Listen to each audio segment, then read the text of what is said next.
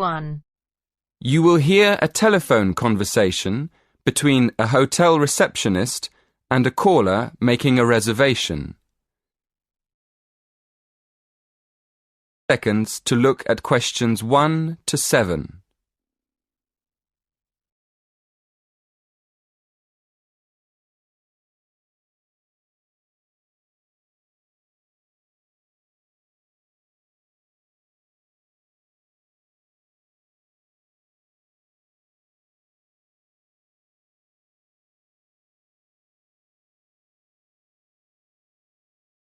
Now we shall begin. You should answer the questions as you listen, because you will not hear the recording a second time. Listen carefully and answer questions 1 to 7.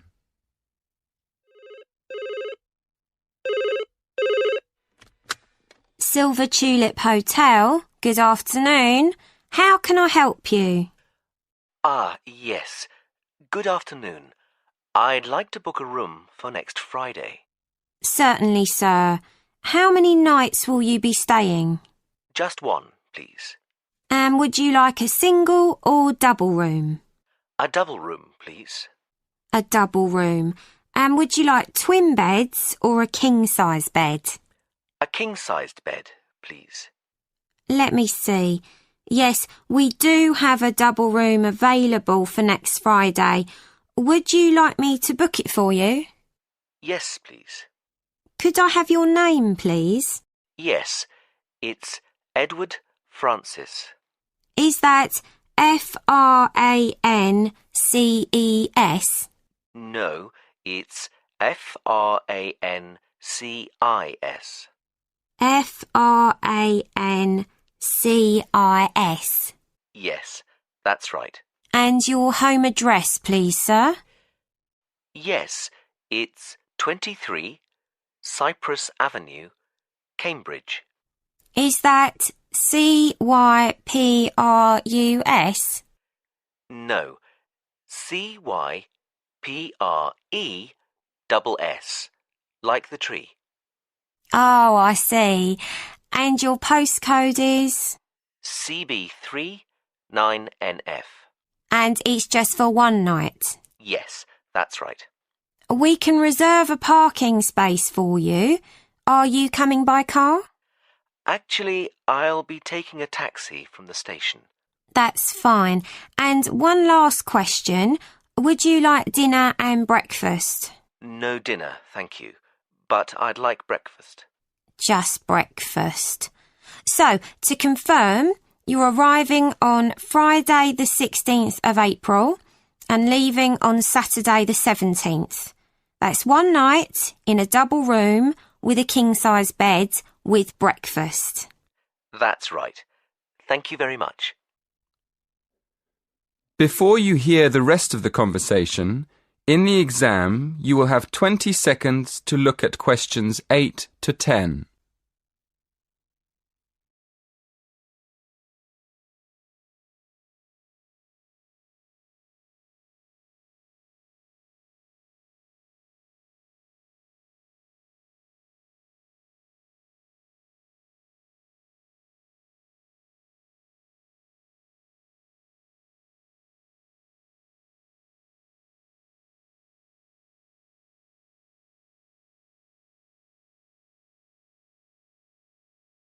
Now listen carefully and answer questions 8 to 10. And could I have your mobile number, please? Yes, it's 07976 122 577. Oh, no, sorry, it's been changed. It's 07961 121 597. 07961 121 597. Thank you. Is there anything else I can help you with? Yes, I'm having dinner with a friend. Could you recommend a good restaurant nearby?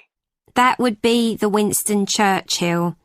It's about a mile from here. Perfect. Could you please make a reservation for 7 p.m.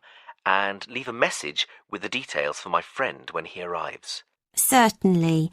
What is the gentleman's name? Mr. Alaoui. That's ALAOUI. No problem. We look forward to seeing you next week. Thank you. That is the end of part 1. You now have half a minute to check your answers.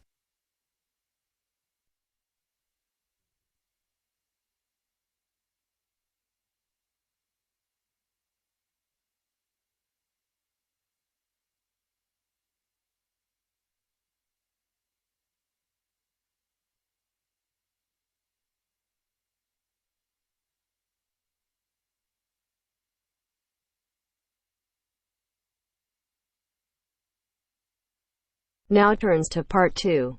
Part 2. You will hear the head teacher of an English primary school talking about the school to a group of parents and visitors. First, you have some time to look at questions 11 to 15.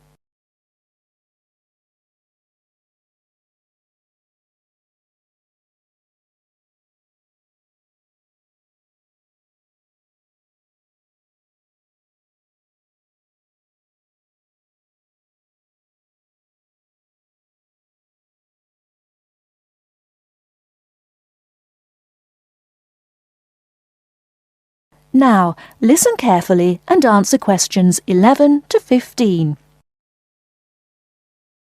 Good morning, everyone. And as the head teacher of Cranley Hill Primary School, I'm very happy to welcome you to our open day. Today, the school is open not just to parents of our pupils, but also to anyone else interested in seeing the school. I'll start by telling you about the school, and after that, you can walk round and see it for yourselves. We take most of our pupils from the two nearby villages of Seabourne and Millthorpe. These were once coal mining villages. There have been coal mines here since the 1830s. When the school was originally established, way back in 1899, almost every child's father worked in the mines. However, the coal mines were closed in 1983, and many people left the area as a result. Nowadays, most of the remaining inhabitants tend to commute to work in the city rather than working locally. At present, the number of students on our rolls is just 90, compared to almost 200 in 1985, due to the decline in the population of the mining villages. And the staff see this as a big bonus because we know each student personally. The school is very involved in the local community, and we are especially proud of our status as Great Britain's first school to be entirely powered by wind energy. This project began several years ago when it was decided that a wind power turbine should be installed in the school field. This now supplies the school with all the electricity we need, and there is also power left over for the villages nearby. The opposite situation to that in the past, when it was the villages which supplied the school with power in the form of coal from the mines. The project has been of enormous benefit to the school in other ways as well. It has allowed exciting learning opportunities about electricity generation, and the turbine has also inspired poetry, art, and even our own song. It also allows teachers to introduce global issues such as carbon dioxide emissions and global warming to the students.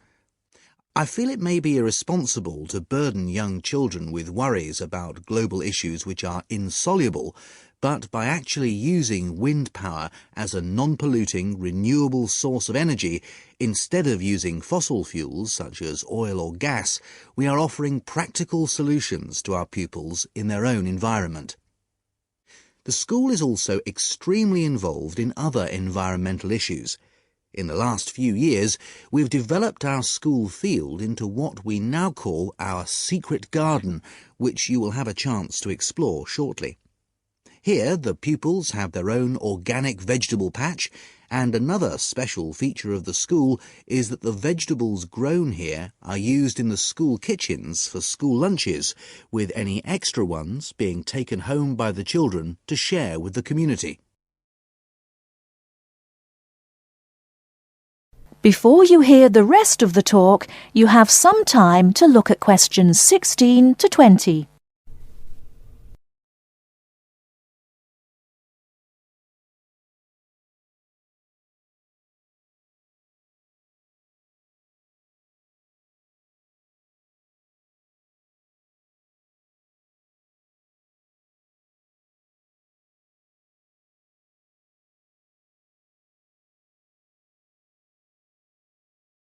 Now listen and answer questions 16 to 20. Now, I'd just like to tell you some of the things to look out for as you go round the school site. At present, we're standing just at the front entrance to the school facing north, and as you can see, the ground slopes up quite steeply behind the school. To our right, we have the car park, OK? And to our left, we have our sports field. This is just for training and informal games. We use the village football field for our under-11 matches. At the far end of the car park is our recycling centre. This is for things like paper, glass and so on, and everyone is very welcome to make use of it. Immediately behind the school to the north, we have the play area. Unfortunately, we had to remove the play equipment, the climbing frame and so on, because it didn't conform to safety regulations. But we do have the treehouse in the middle of that area. That's very popular. Then, at the top end of the play area, you'll find the entrance to the secret garden. The vegetable patch is in the bottom corner, and beyond it, hidden in the trees, we have a pond. The children love this because it attracts all sorts of wildlife, frogs, fish, and lots of birds. I should just mention the trees. There are over 30 different species, all planted by the children. In the middle of the garden, we have what we call the storyteller's chair, and this is where the children come with their teachers and sit on the grass to listen to stories. And finally, at the top end of the secret garden, to the left, is our wind turbine. And as you go round the classrooms, you'll find lots of work done by the children explaining all about how it works and how proud they are of it. Right, now, before we go... That is the end of part 2. You now have half a minute to check your answers.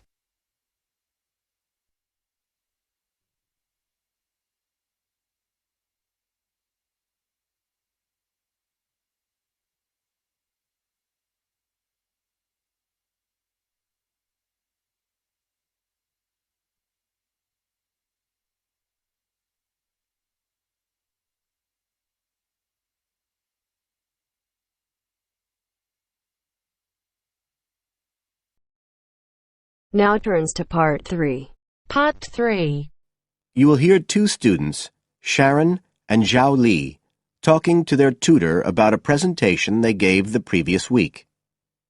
First, you have some time to look at questions 21 to 23.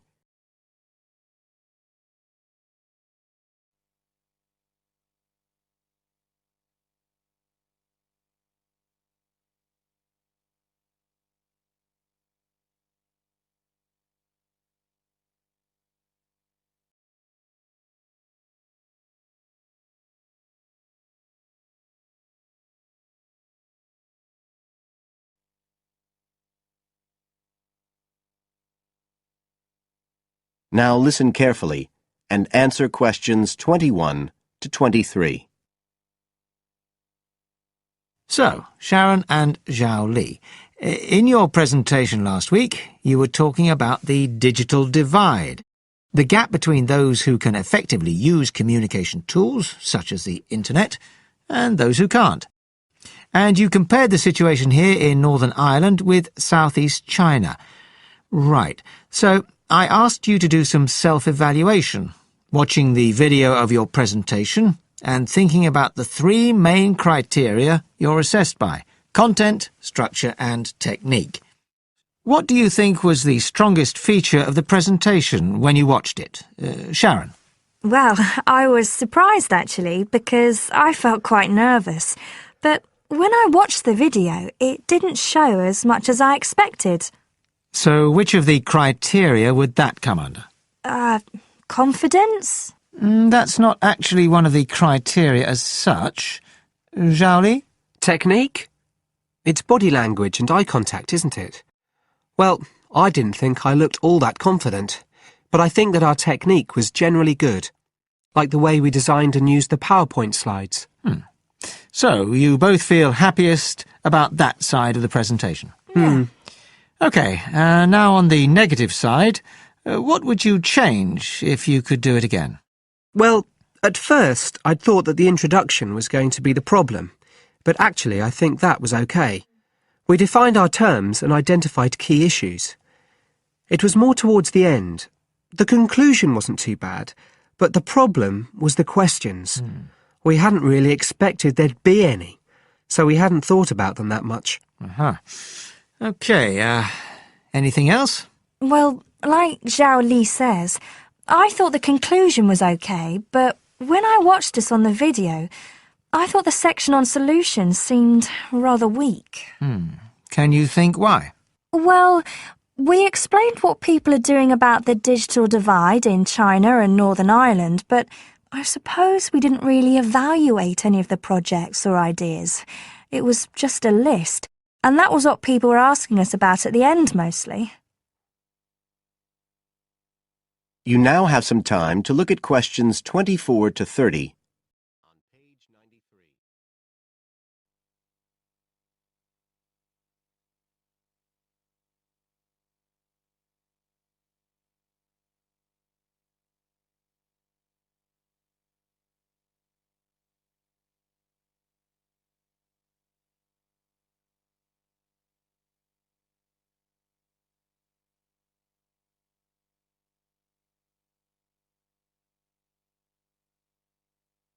Now listen and answer questions 24 to 30. OK. Now, I also asked you to get some peer evaluation from the other students. Yes, well, people said it was interesting, like the fact that in China the internet was used more for shopping than in Northern Ireland. They said sometimes it was a bit hard to understand because we were talking quite fast, but we didn't think so when we watched the video. No, it's a bit different, though, because you know all this information already. If you're hearing it for the first time, you need more time to process it. That's why signposting the structure and organisation of the talk is important. That seemed okay. No one mentioned that as a problem. Some people said that we could have had more on the slides, like some of the other groups had nearly everything they said written up on the visuals as well. But other people said the slides were good. They had just the key points. Yes. And most people said we had quite good eye contact and body language. They all pointed out we'd overrun. They all said we were 5 minutes over. But we timed it afterwards on the video, and it was only 3 minutes. We were a bit unsure about the background reading at first, but I think we did as much as we could in the time. Anyway, no one commented on that under content. But one thing that did come out was that they liked the fact we'd done research on both Northern Ireland and China. Most other people had just based their research on one country. We managed to get quite a lot of data from the internet, although we had to do our own analysis, and we did our own surveys as well in both countries. So the class gave us best feedback for content, but it was all okay. Right. Well, that's quite similar to the feedback I'm giving you. I was very impressed by the amount of work you'd done and by your research methodology. So, actually, I'm giving you full marks for content. 5. The structure of the presentation was good, but not quite as good as the content. So, I gave that 4. And the same for technique. So, well done. Thank you. Now, the next stage is to write up your report. So, just a few pointers for you here. First of all, in your presentation, I think your ending was rather abrupt. You suddenly just stopped talking. It wasn't a big problem, but think about your closing sentences in your report. You want to round it off well. One thing I forgot to mention earlier was that I felt a very strong point was that after you'd given your results, you explained their limitations. The fact that we didn't have a very reliable sample in terms of age in China. Yes, that section. So don't forget to include that. And you had some excellent charts and diagrams, but maybe you could flesh out the literature review a bit. I can give you some ideas for that later on if you want. OK, is there anything else you want to ask? No, thank you. Thanks.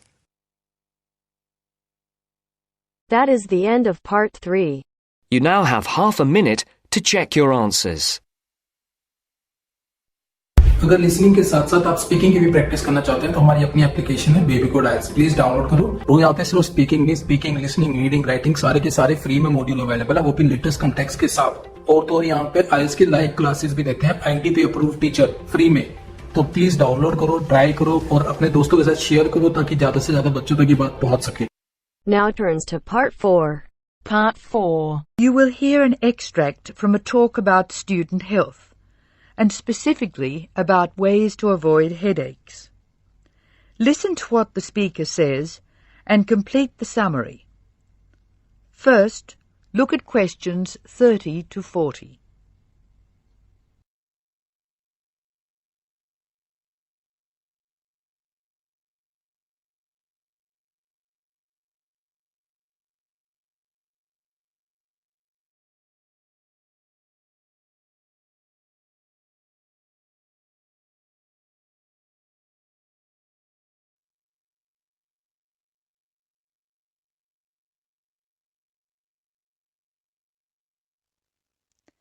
As you listen to the talk, answer questions 30 to 40. Hello. Welcome to the Student Orientation Programme. Today's session is on health issues, and this talk is about headaches and how to avoid them. It may surprise you to hear that headaches are often caused by hunger. In fact, one study suggested that 70% of headaches are related to hunger, which makes it the principal cause. The advice is simple. Eat 3 meals a day and try to keep to a fairly regular schedule of meals. People associate noise with headaches, and for most of us, excessive noise creates the conditions for a headache. Very loud noise is unpleasant, and people usually remove themselves from it. Having said that, younger people tend to tolerate noise better than their elders, so I may be leaving noisy places far earlier than you. Just remember that exposure to too much noise may predispose you to a headache. Of course, we all associate headaches with studying. In fact, the headache probably doesn't come from the studying so much as from being tense. When we study hard, we often hunch over our work. Try raising your shoulders and tensing them, and now relax. Can you feel how much more comfortable a relaxed stance is? Another thing, it's very important to check that you are working in a good light. It will not actually hurt your eyes to work in a bad light, but it will make you tired very quickly and is very likely to give you a headache. What's more, if you have the book flat on a desk in front of you, it will be harder to read, and you'll have to hold your head at an odd angle. It is wise to have a book rest, which raises the material you are reading 45 degrees to the desk. This will help reduce your chance of a headache. Try to relax before bed so that you will be relaxed when you try to sleep. A soak in a hot bath may be helpful. It's also important to really sleep when you go to bed. A good mattress is a wise investment for people who want to avoid headaches. This talk seems to keep coming back to tension. Tension may cause you to chew too forcefully, clench your jaw or grind your teeth, and this in turn may lead to headaches. It is very easy to say that you shouldn't grind your teeth, and very hard to stop, particularly if you grind your teeth in your sleep. Try to avoid situations which will make you tense, particularly just before bed. If you do compulsively grind your teeth in your sleep, ask your dentist about a soft mouth guard. In general, try to eat regular meals and avoid tense situations. Be sure you get plenty of exercise. Hopefully your headaches will be greatly reduced. One other thing I should point out, avoid smoky rooms and cars. Such places certainly encourage headaches, and the smoke may be doing you quite serious long-term damage. That is the end of Part 4. You now have half a minute to check your answers.